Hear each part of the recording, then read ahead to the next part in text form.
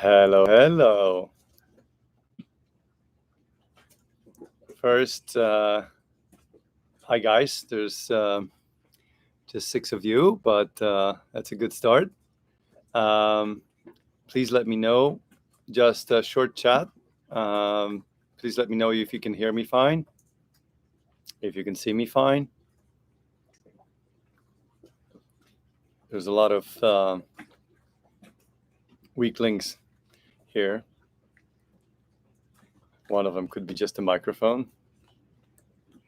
Anybody can hear me? Hello, hello.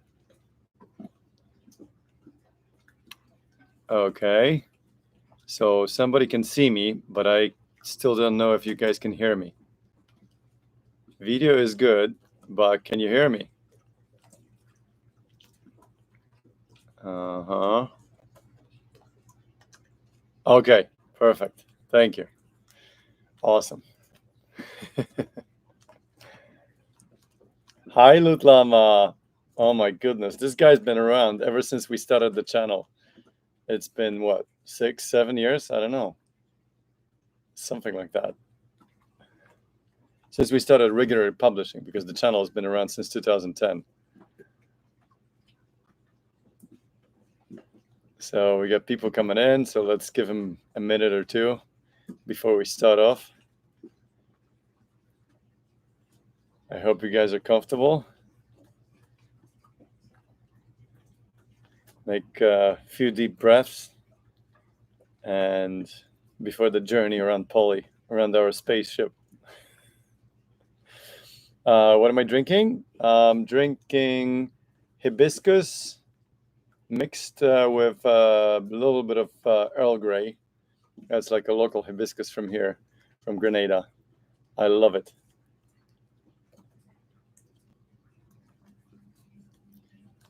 Hola, Cartagena. Buenos días.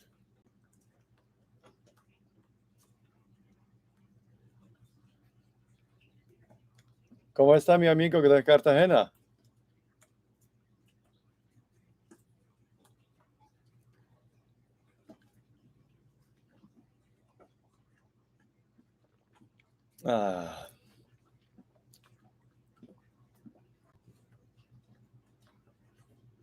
Hello, Igor from Croatia. Hi, Adventure Pete. Adventure Pete's been with us on the crossing back in 2021 from St. Martin. Planned to be direct to Poland, but what turned out, we had to stop in France because we kind of twisted off the rudder. Some of you may have seen that episode. Está bien, we're from Germany. Sind Sie von Deutschland? Wo machen Sie in Cartagena dann? I'm sorry, I just read the rest of it. You're from Germany, but in Cartagena for the hurricane season. Good point. I'm actually thinking about going there too. Hi, honey from Cannes. Hi, honey. So Ania has joined us on the chat. How awesome is that? Ania is currently at Cannes on Côte d'Azur, the southern shore of France, famous for its big money, expensive restaurants and big yachts and all that stuff. I don't feel particularly well in that kind of setting, but she seems to be doing quite well there. But no, quite honestly, she's busy as heck. She's advising our clients on what boats to buy and what boats not to buy to fit their intended mission, their dream on the water, and not make the same mistakes as we do. So that's part of our Loving Yachts work. So a little bit of self-advertising. All right, guys. It's been, what, 4 minutes, 5 minutes almost? I think it's time to start. I want to welcome you all of you on the during our live on Sail Oceans on the English-speaking channel. Like I mentioned in the first poll post today, I felt really bad about not completing the next episode. I didn't have much to do, but to complete it. But being a single parent is just a lot going on, and I certainly, with all respect to you guys, I love you, and I would like to do more for you. But my kids are way in front of you in priorities. So when they need me, they need me. And we've been pretty busy with kids, but today I exported them to the local beach marina where they're playing with kids, so they're autonomous for the moment, and they're also driving a dinghy locally here, so it's really cool because now they can come and go as they see fit. They just have a standing order to give me to let me know where they are, what they're doing on the radio, and this way I can keep an eye on them, or ear. I want a trimaran, but not a Neil. You don't have much choice if you want a production made. Though Rapido is trying to come out with something. I bet if you want a trimaran, you're probably watching La Vagabond as well. But they seem to be deep into delays over there as well, because I think I'm not watching them regularly at all. It's just whatever kind of seeps through. But I had an impression that they were supposed to be done this year and on the water, and I don't think that's working out for the moment. In any case,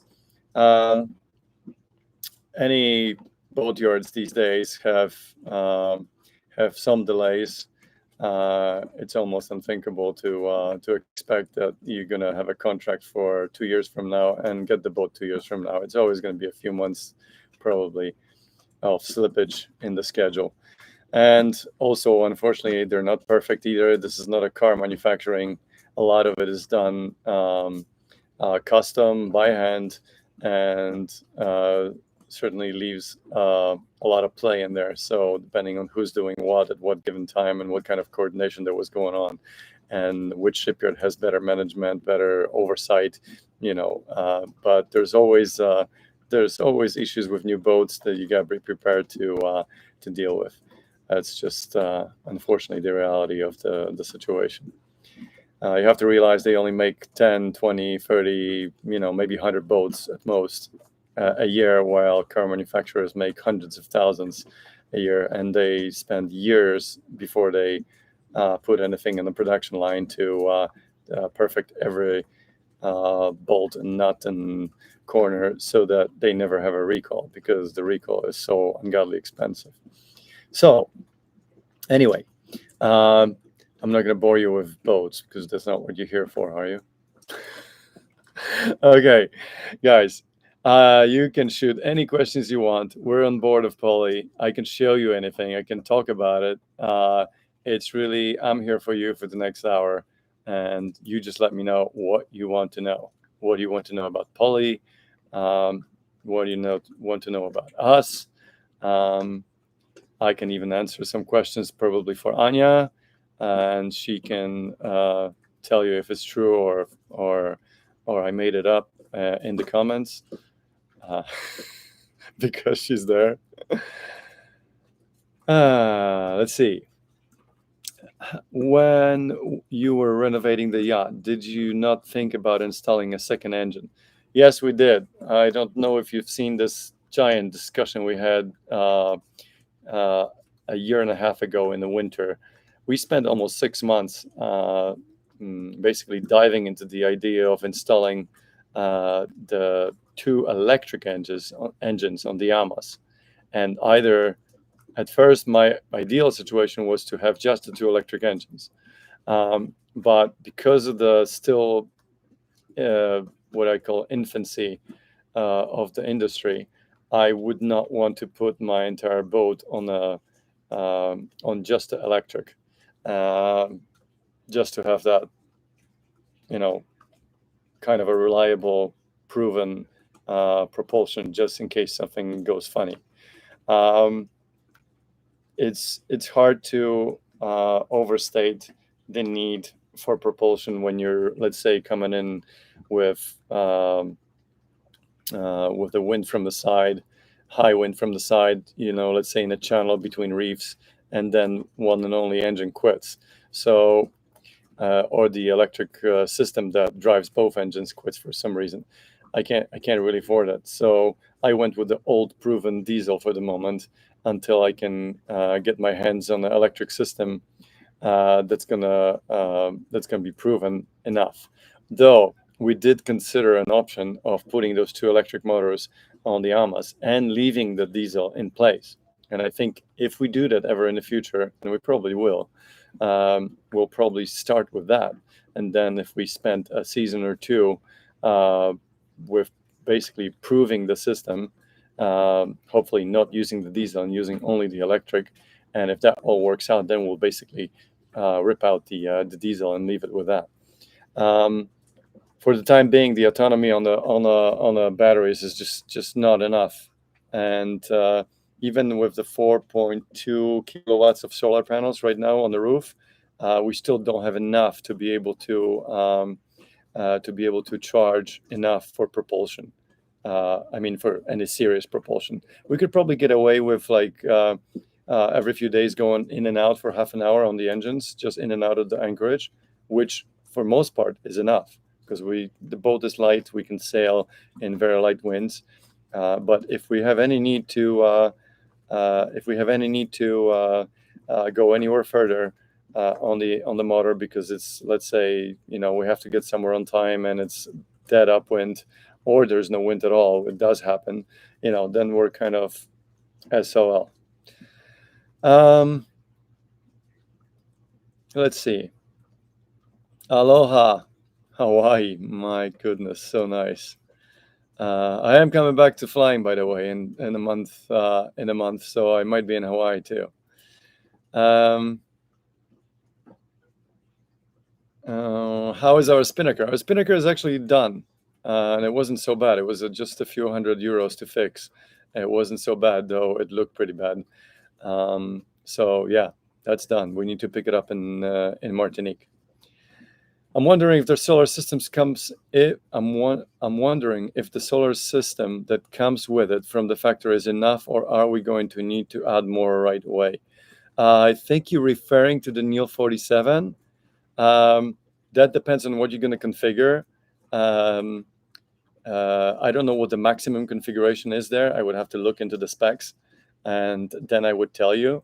But general rule of thumb that I see on this system here for us and the system that we had previously is that for every 10, basically it's 4-to-1 in a sense that you need four. Right now we have just over 4 kilowatts of panels rated at maximum, right? Which in the Caribbean sun and the Caribbean day, which is pretty much the same all year long, it's about 12 hours long. So you effectively you get about 8 hours of charging, of good charging. That produces times 5, that produces 20 kilowatt hours a day. So depending on what your needs are, right? Because a huge difference is whether you have induction cooking and electric oven. Those are the two biggest hogs. We've had a 2.3 kilowatt system before, and we had a propane cooking, and that was enough. So our normal everyday needs were about 10 kilowatt hours, and that was just fine to cover it. Whereas with 4.2, we had to add another that much in order to cover the new needs, which is the cooking. So, but more on that, we can elaborate on that when you contact us in private, and we can advise you which panels you can go with. And my experience is that definitely for all of you guys, definitely I know there's going to be an uproar right now, but I do not have a good experience with elastic panels. The flexible panels, they just don't cut it. With the rigid panels are definitely more efficient for sure, and they are far closer to the maximum rated power advertised, and they last a lot longer too. So I've noticed we've had few, we've got them new, we tested them on the roof, and first of all, they get hot. So that immediately degrades their effectiveness. So they have to be cooled from underneath, which kind of defeats the purpose of placing them nicely on the roof.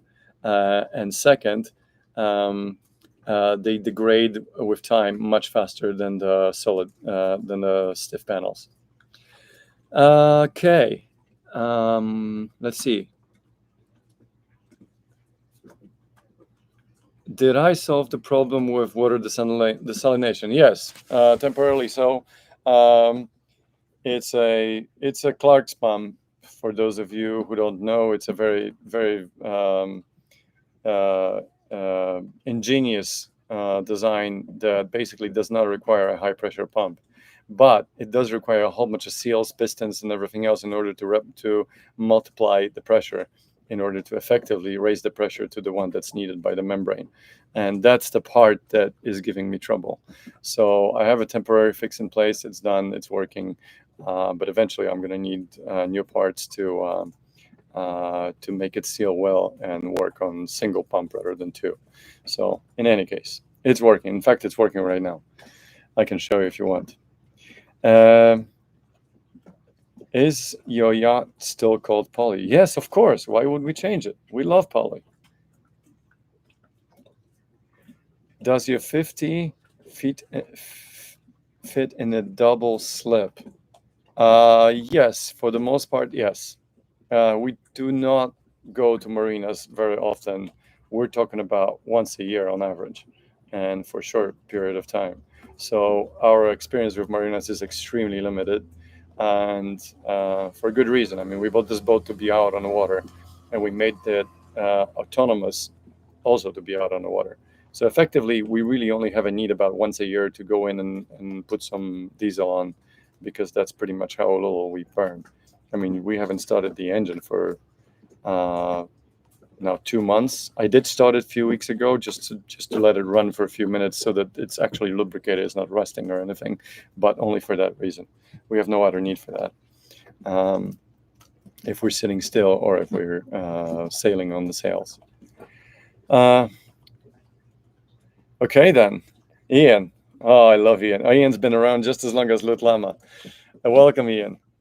And thanks for joining the Patreons too. By the way, those of you who don't feel like joining Patrons but feel like supporting our project, there is this new thing on YouTube here. There's like a $sign underneath, and if you wanna tip this thing, you're most welcome. And if you don't, you're most welcome too. Ian, okay, then what's the best thing about Ania and the worst, if there is anything? If you're gonna start judging and grading, then yes, of course, there's always gonna be the worst and the best, right? Best thing about Ania. The best thing about Ania? The best thing about Ania? There's a lot of best things about Ania. I'm trying to think which one's the best. To me, the best thing about really a relation with Ania is that it seems to be growing. Like I hear and I observe that people with time kind of get used to each other in a way, in not a good way, in a way that they're don't appreciate each other, that they stop appreciating each other, that they take each other for granted, and they just kind of get bored with each other. Maybe, I don't know, but it seems like our beginnings were hard, and I think some of you who've been watching the channel know that, because we've said it outright, and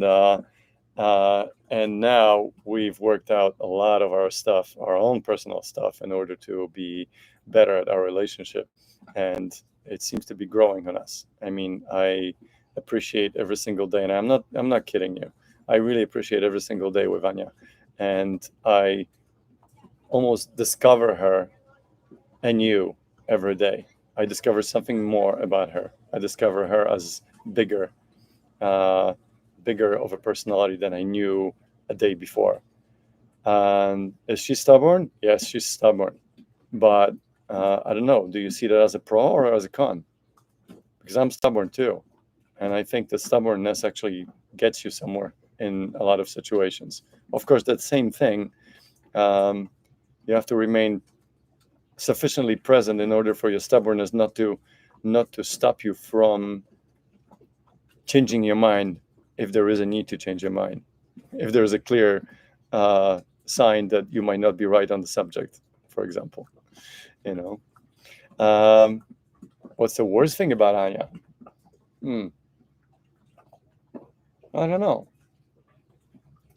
There are a few things, but you know what? They're kind of personal. I don't want to talk about them because not because I don't want you to know them, but because she's working on them, and there is less and less of that. And I'm really proud of her for that. She's done an amazing journey in her self-improvement and spiritual work to get where she is. And she's been a great partner in that regard.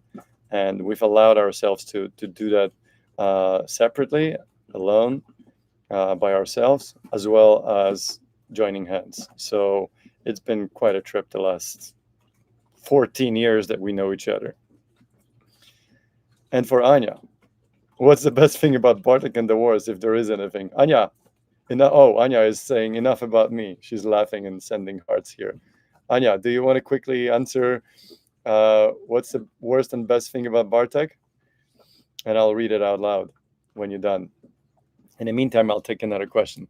Hello, I have a tech question. Are you worried sometime about the possibility of capsize? How you manage or prevent it? Thanks in advance. I'm not worried. I was worried in the very beginning when I bought the boat. I really literally didn't have no idea what to expect from this boat. So I was extremely careful and extremely cautious and extremely over the top with how I used it. It's been a while. We've used it for almost 80,000 miles and 8 years. You kind of gain some trust to the boat that did more than 2 spins around the world with you. And how should I say, equivalent of 2 spins around the world. The Poly is very unique in a sense. It's not because you're thinking of you're probably asking this question thinking of Orma type trimarans. They're thin, fast as hell, and they have very little buoyancy in the bows. We have very narrow hulls, but they're high. So that means if you're dipping into the wave, you're actually creating dynamic buoyancy. So that immediately puts loads of pressure to get that bow back up, right? So in practice, it looks like this. When we had 2 or 3 times opportunity to ride down 5, 6, 7 meter waves, and at very high speeds, you would think that when you overtook the wave and you kind of drove it into the next wave, you would have that tendency to like bury the bows. This boat doesn't do that. It just comes right up, and that's absolutely beautiful because I know that it will take it would take a giant wave and a breaking wave, because it's not only about the height, it's about the ratio of height to the period, right? So if you have a very short wave but very high wave, that's a problem wave, because that one is breaking and it could take basically any ship at that angle and flip it over, right? It doesn't matter whether it's a trimaran, catamaran, or a monohull, it will still flip it over. Of course, now you're going to say, okay, the monohull will turn right back up. It's true, absolutely true. But then we come back to the whole idea of how do we want to deal with undesirable weather conditions. We just avoid them because we're fast enough to avoid them. And that was my whole point of buying this boat, was to find a boat that can consistently do 200 miles a day plus, because that to me mentally is kind of a threshold of where I can start to navigate weather actively, not be just a passive receiver of forecast that is only listening to forecast to know whether he should button down or not, but rather to be able to simply run and hide, or run and take the low on the proper side of it. Those of you who follow us for quite a while, you may have seen quite a few occasions when we were going across the Atlantic, when we would see the low and change the course in advance 2 days, 2 days in advance, maybe 5-10 degrees, in order to end up on the proper side of the low, meaning end up with a broad reach even at 50 knots, but broad reach, which is at that point, it may not be super comfortable, but it's fast and reasonably safe, right? Whereas if we were literally 100 miles, uh, let's say going east, right? Let's say we would be 100 miles north of the center instead of south of the center of the low, we'd be facing, we'd be fighting for life basically, trying to go against those waves and winds. It's pretty much impossible. You can't go against 50 knot winds, not in this boat. I wouldn't even try to do that. It's nonsense. We've tried 45 knots approaching Tenerife off the side on the reach, and that's pretty much borderline of what I would want to get myself into. I think on one of the last episodes you've seen that this one wave that literally took an entire broadside and just rolled over the top. That inside felt like like getting hit by a cannonball. So that's pretty much more than I want to subject this boat to. I mean, remember, it's our family house too, right? It's not a racing machine. Let's see. Oh, I see. Anya whistled out of answering the question. I get it. She's a political master. Marketing genius. Yes, exactly. Next life it is. How did I learn English so great? Well, I had no choice. I came to the US when I was just a few days short of 18, and I went to US high school, US college, and then proceeded on to US Airlines to fly after I discovered myself not being capable of staying in a corporation, because that kind of sounded like a mass murder in my future.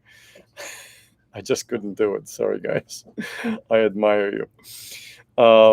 Yeah, I'm not good at 9 to 5 and set schedule. It sounds maybe crazy, but flying is always different. It's kind of an amazing thing to me, and you kind of after a while you kind of a master of your own schedule. So that to me has been a blessing, and I had the right feeling to go into that direction. And yes, I am coming back to flying. Somebody asked the question. I'm coming back to flying in October 16. I'm going back to the box. Some of you may know this box, the simulator. It's like a giant box, which is actually kind of a size of a small house, that sits on these giant hydraulic legs and just moves. And when you're in it, it looks exactly like the cockpit of in my case, 767. And the feeling in it, except for the G's pushing you into the seat, which cannot be replicated, short of being in the centrifuge, are literally just same as being in a plane. And you can fly this thing like the plane.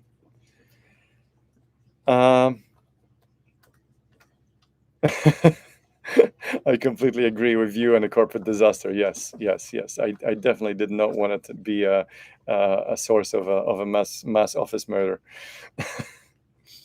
Bartek, are you satisfied with the recent renovation of Poly? Are there any places that could be improved? It's a boat. There's always places that can be improved, and especially when you're doing a pretty much a rebuild, not a refit, in a year and a half. You can't expect to get everything right. So yes, we could still do something better here, and unfortunately, there's also a few things that came out that we thought were done right that are not, and we're gonna have to fix them too. Will I fly out to Miami? There's a possibility I might be in Miami sometime in the fall, but not for my flying job. Let's see, guys, why are you so quiet? I'm having to scroll. Normally, I don't have to scroll back to find a new question. Okay.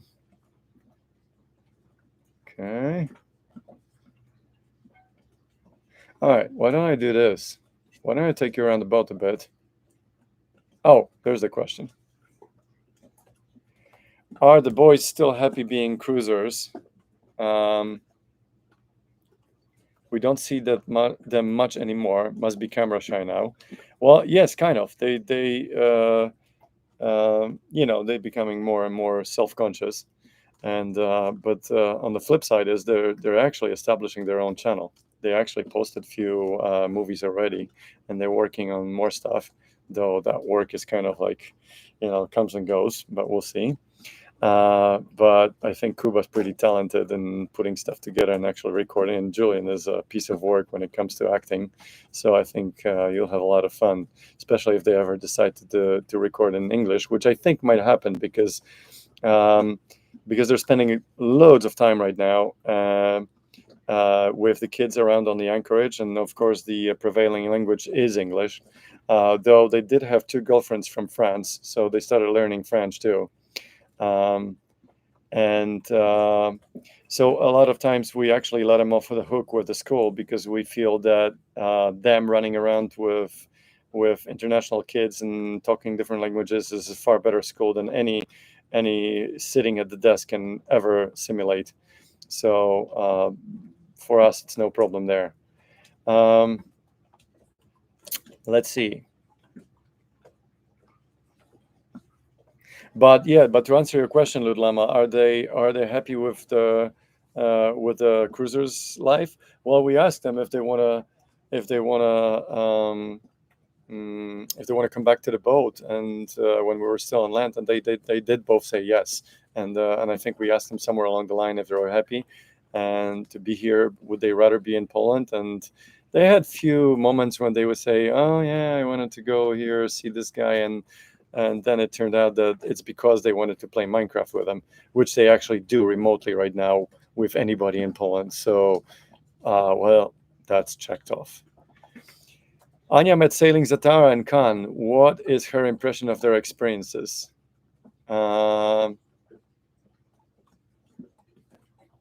Anya, you're going to have to answer that question.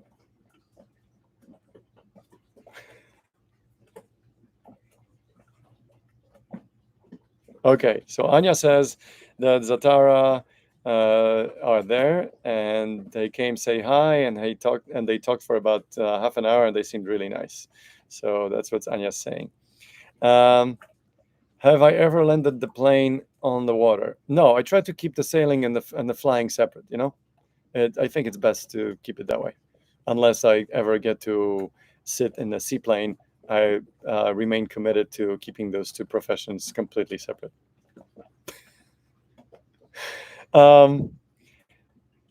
What kind of boat do you recommend for about 500,000 euros? Well, to make a long story short, you can get quite a bit of a boat for 500,000, a very decent boat. In fact, one of our victims, a family that was with us on one of those hands-on experience cruises on board of our boat that was getting consulting from us, did buy a 500,000 boat, and there was a Leopard 50 something, and they bought it literally a few months after they completed a cruise with us. So we must be effective, and they've been cruising for now 2 years. They're very happy, and for them that Leopard is working. But to answer your question directly, I can't, because I have to know who you are, what you're about to do, who you're going to sail with, where you're going to sail, how long you're going to sail, how much of a year you're going to sail. And only then, after getting to know you, after getting to know who is going to be sailing with you, is it going to be your family? Only then I can start approaching and narrowing down the set of models, and also knowing your budget, also, which you actually laid out in this case. Also, only then, I can honestly start telling you, hey, this boat may be good for you if we do this, this, and that, or this boat is probably a no-go because would need to be a lot too much change, or basically it's not something that works for you, right? Because it's too small, or too big, or anything. So if you guys want our advice on what boat to buy, you have to come to us privately. We have to meet online, and we have to basically build your psychological profile in order for us to honestly answer that question that will and give you the answer that will actually serve you. Okay. And this is going to be a little bit of self-advertising, but just to let you know, that's actually what we do as a buyer's broker. In most of the cases, you can get these services for free because we work on commission. So if we have the right deal in place that's providing us with a commission, we will not charge you a penny in the end. And we charge some fee in the beginning for consulting, not a big one, for the first hour, just to get to know you, and we can actually refund that if we close the deal for you guys. So it becomes a no cost event. Anyway, enough self-advertising. Between you and Ania, how many languages do you two speak? Well, we speak the human language, we speak the love language, we speak the sign language sometimes when we have our mouths full. But all right. I speak a little bit of chimpanzee, but I'm not going to do it here. Well, we speak Polish and English between the two of us. Anya speaks some Spanish. I speak 2 words of Spanish. I speak some German.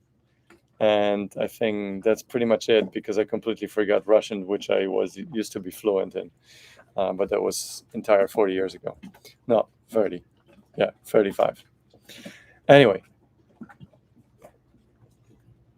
Do you have a Starlink? All right.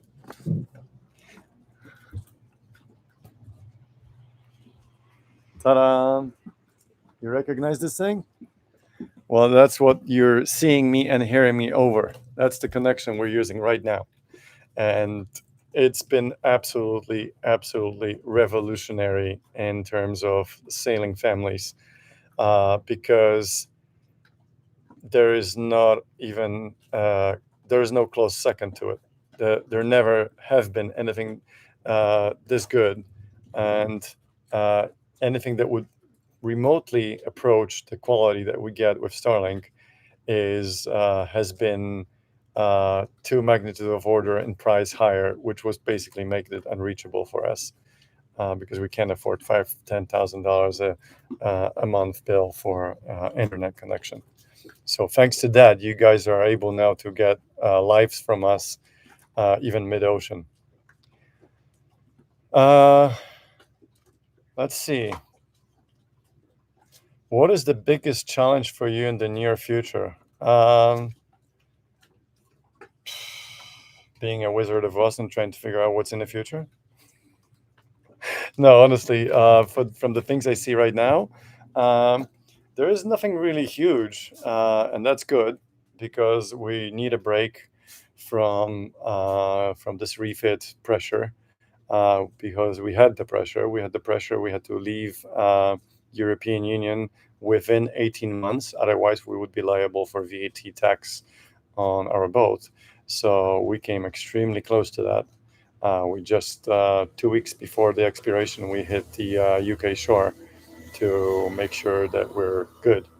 And yeah, it was close enough for me, because as soon as we landed back in France, we've had visits from custom, and the first thing they asked is, when was the last time you were outside of EU? And as soon as we presented our fuel bill from UK, well, the conversation was over. But until then, they were asking about the whole refit and how long we stayed in Poland and whatnot.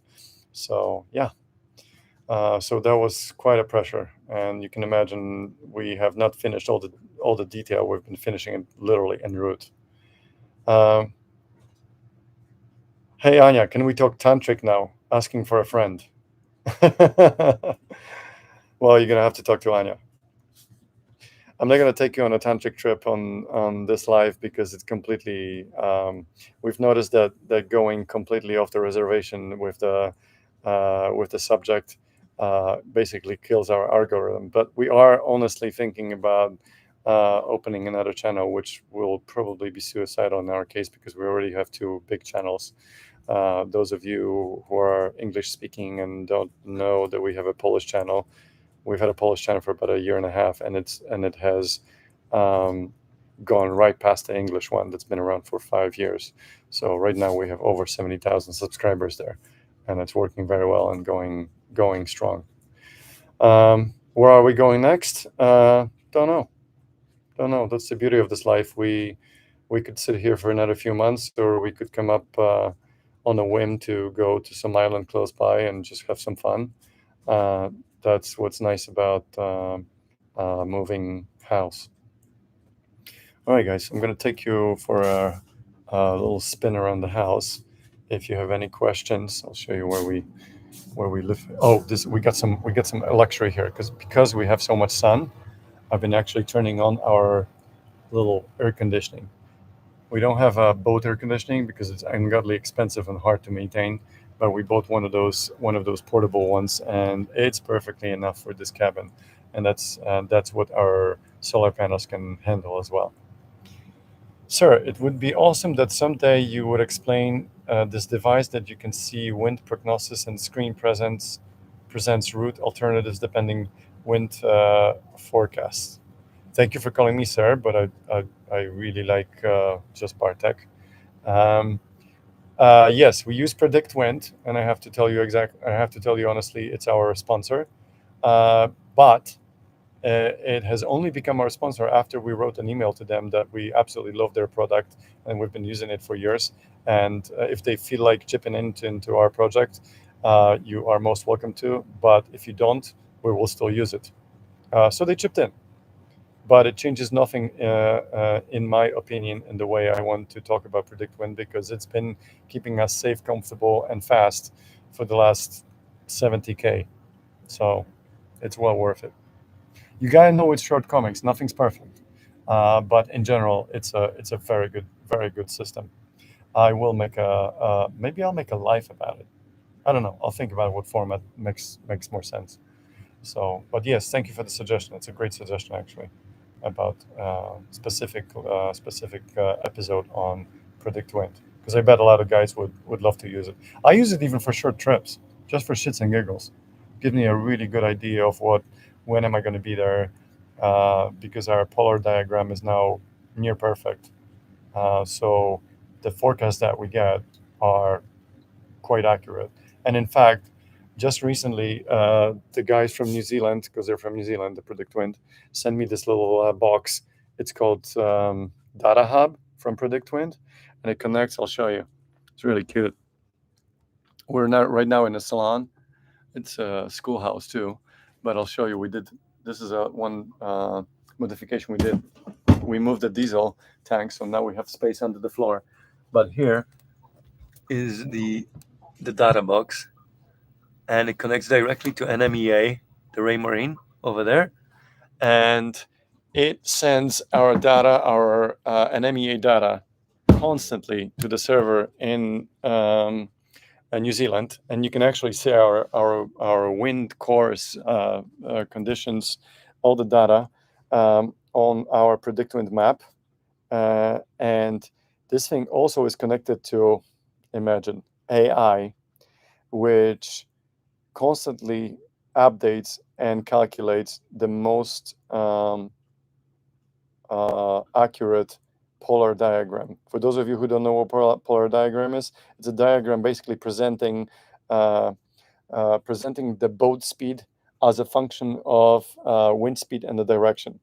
And if you have enough data like that, you can basically forecast, depending on which angle you're going to go, you can forecast the best route around some weather system in order to remain fast and comfortable.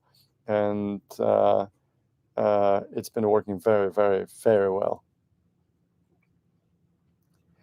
Are you planning to sail back to EU soon? Well, I have to admit that we're kind of insane, but yes, we are seriously thinking about going back to at least Mediterranean, and that could be partially EU, partially Africa, partially Turkey. But yes, EU is part of it, and but that would not be until summer of next year, because of all the way seasons change and all that stuff. So we don't want to cross the Atlantic before end of April for sure. And until then, we want to stay in Bahamas. Let's see.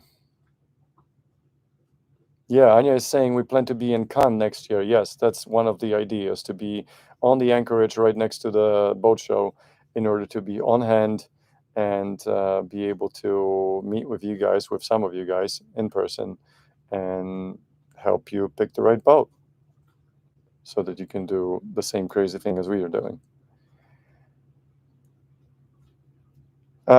Thank you for answering. I'm thinking to book a trip with you, me and my family, and take it from there.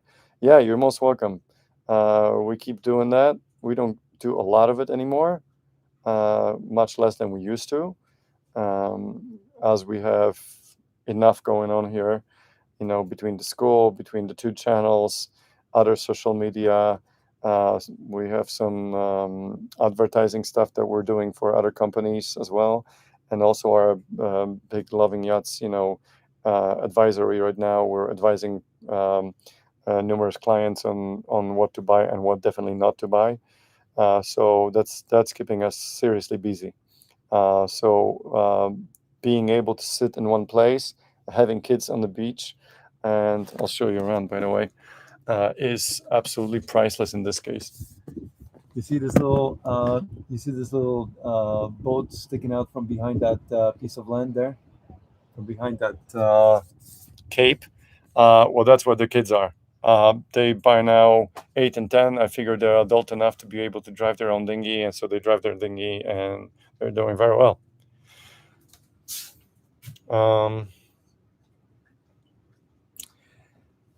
Let's see.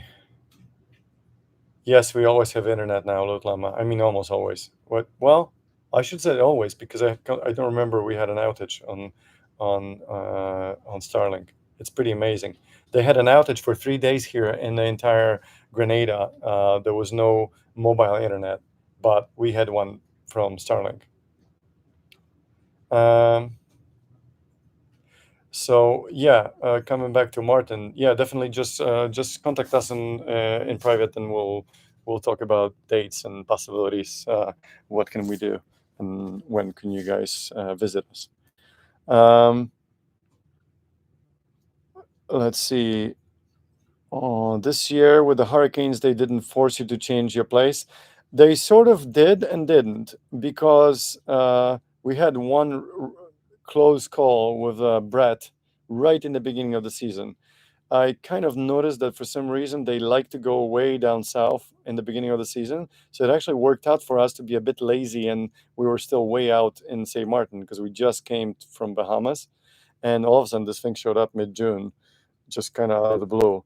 And it was threatening with Category 3, but ended up being just a tropical storm. And it ended up going directly over San Lucia. And it wasn't anything catastrophic, but nevertheless, being on the wrong side of the hurricane, in our case, being on the northern hemisphere and being on the north side of it, is a problem. Because you have very limited options to run, and you really don't know which way to run because the damn thing can turn on you. So it is not a good spot to be in. And for till 24 hours prior, we were still considering going fast down south to get on the other side of it, just to be safe. But then it looked like all the weather models were showing it very comfortably clear way down to the south and weakening. So we decided to be lazy and stay in St. Martin instead of at that point risking that, if something breaks in the boat mid journey, and you end up going slower than you expected, and you don't have a whole lot of margin, then you might just end up in the wrong place anyway. So then if you're calling it too close, you're kind of running the risk of messing up your safe situation.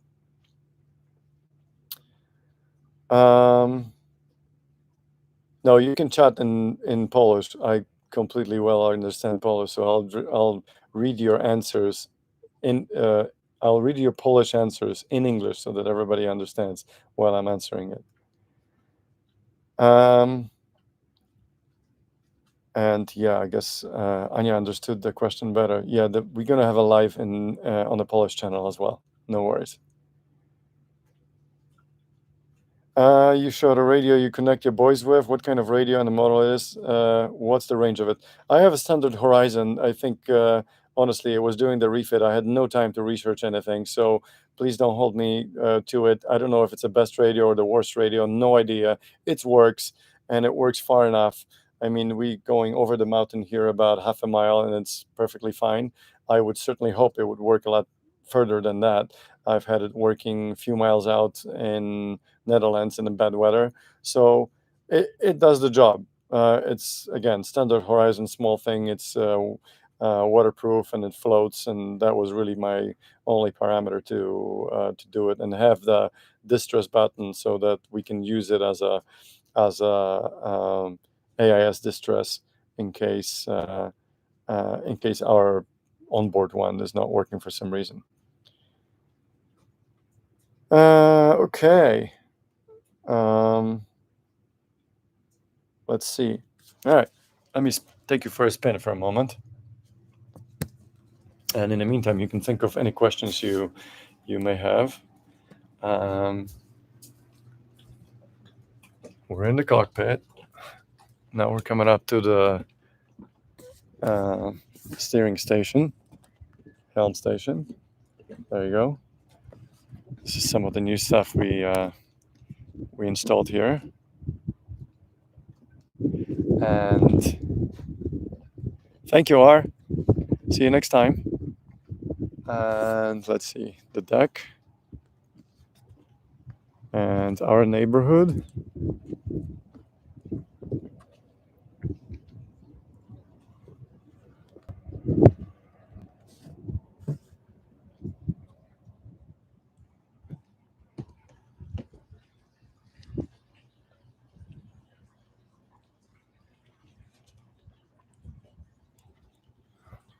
Richard, now you should see who you're watching. I know, up against the sun, you can tell.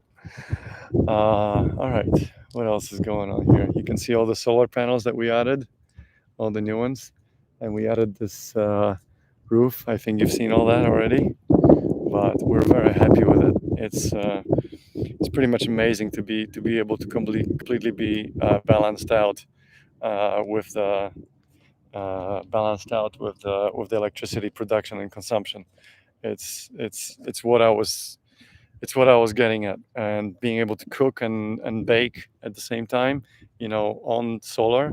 The only two things I have left in near future, I would love to have an electric dinghy motor so that we can charge this thing up.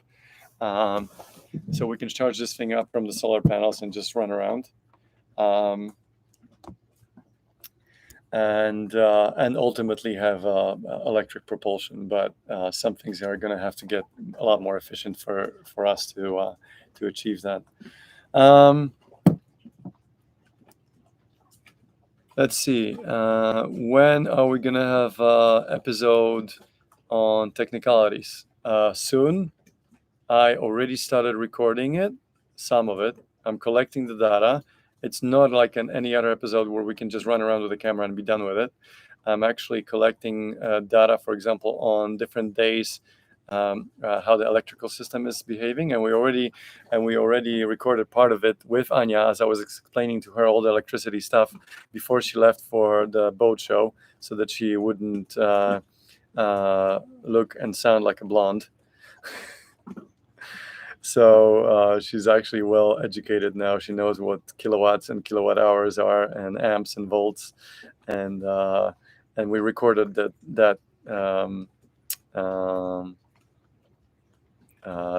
schooling moment with her, so that you guys can see it too. And I used the electronic chatboard to draw everything, so that it's all recorded. You'll see it.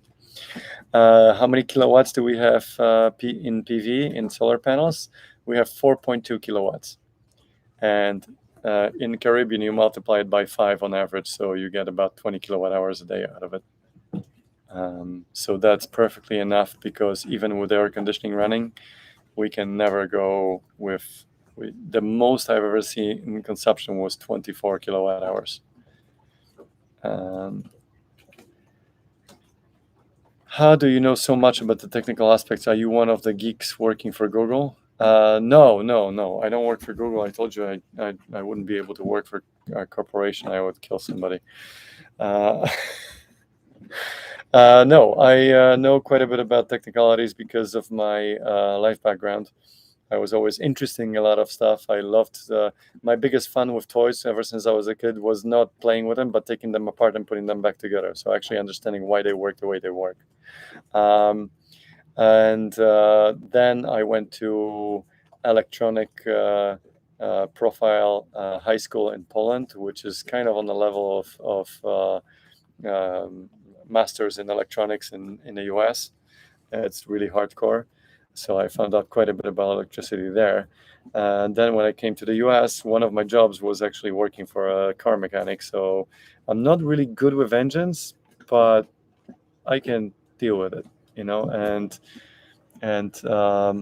then obviously I was working with boats for my whole life on and off. So I'm not super good in a lot of things, but I know enough about most things to know where to go to find out enough to do it, or to find somebody who's going to do it and keep them honest.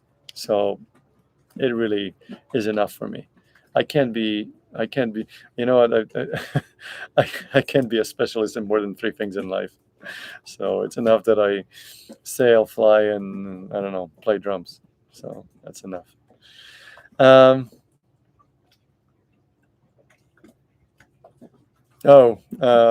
Daria has made a personal appearance to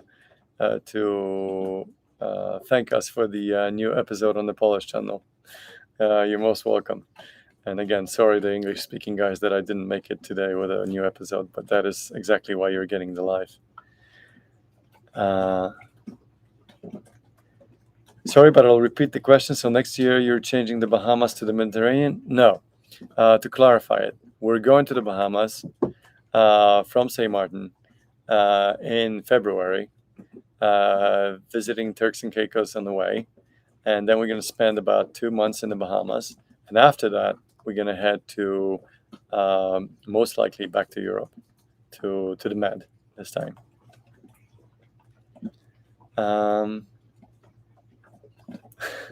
You guys seem hardcore, though. Richard, please explain, in which regard are we hardcore? Because I know we're hardcore in many different regards, so I wonder which one you had in mind. Do we have any contact with Bartek? No, we don't. This is one of the Polish semi-famous actors that we ran into, and his boat still sits in Martinique in Le Marin. We've seen it many, many times.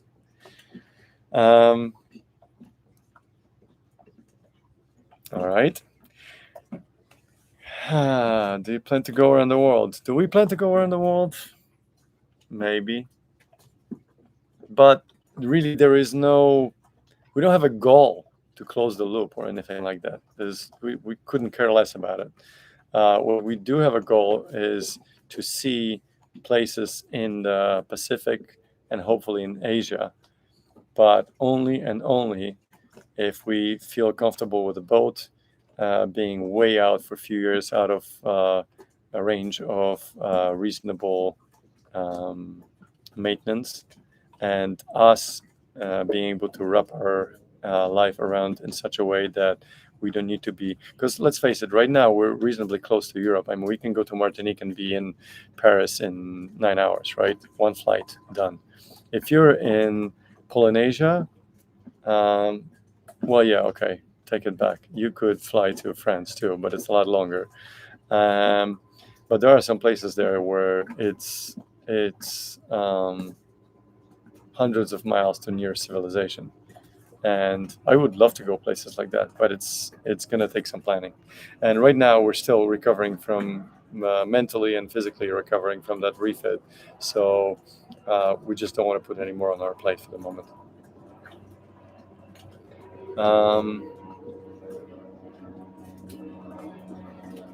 Are we still friends with the guys who are involved in renovating Poly? With most of them, we are. But as you know, with any big project, with anything in life, there are some black sheep there. So unfortunately, there are few individuals who were not so much friends anymore. But such is life.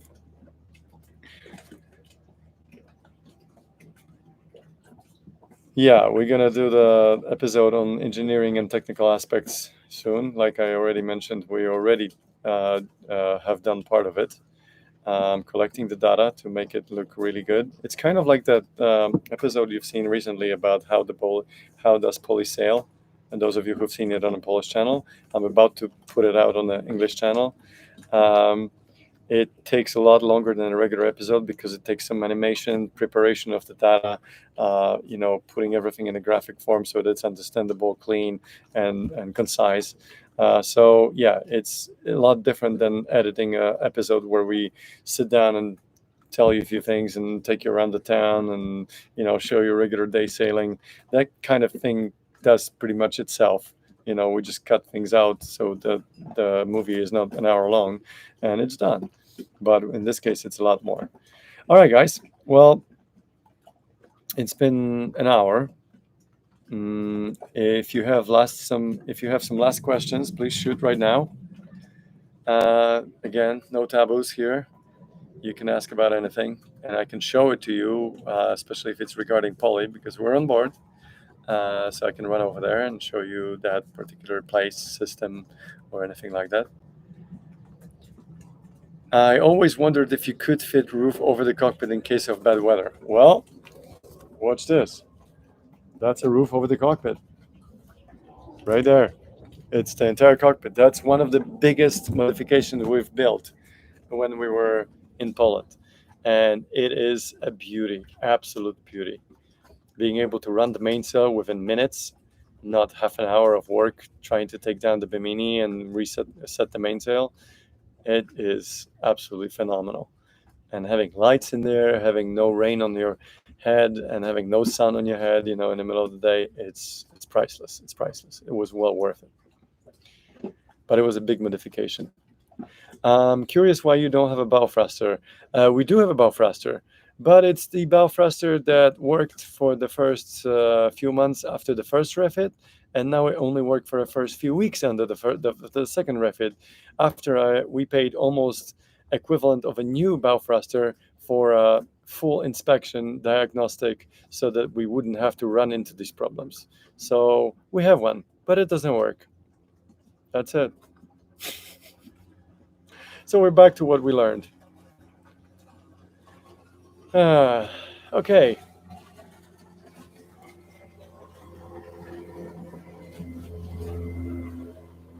Was there anything that really, really surprised you during the trip that you were not previously aware of? During the trip? Which trip?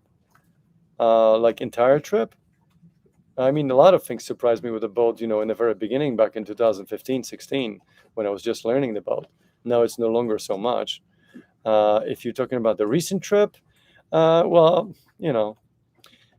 few unpleasant surprises were, like breaking the mainsail track, because it came loose on some threads and it basically broke in a few places. That took 4 days of Adam's work to put it back together. So that wasn't a good surprise.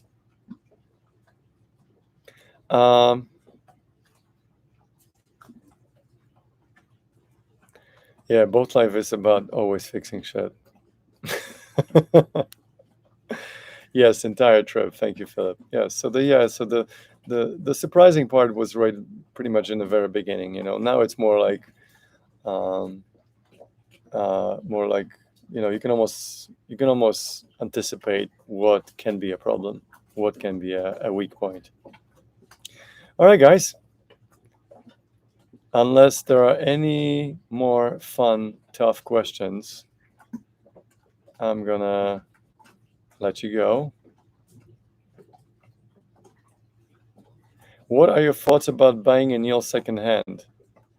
I think you could, but like any boat, it would require a really decent inspection and going through the boat inside out to know what is indeed in it. And again, self-advertising, but that's what we do. Adam is our inseparable part of the Loving Yachts, who is far more technical than I am, and he can see through things almost like an X-ray. So if we need to do an inspection of the boat, we send him. So contact us in private. All right, guys. I wish you a great evening. I hope you enjoyed it. And if you did enjoy it, put some likes in there. And I will see you next time. And I don't promise, but I promise I will give it the best effort to finish the How She Sails episode this week. All right. Thank you very much for being here. Cheers.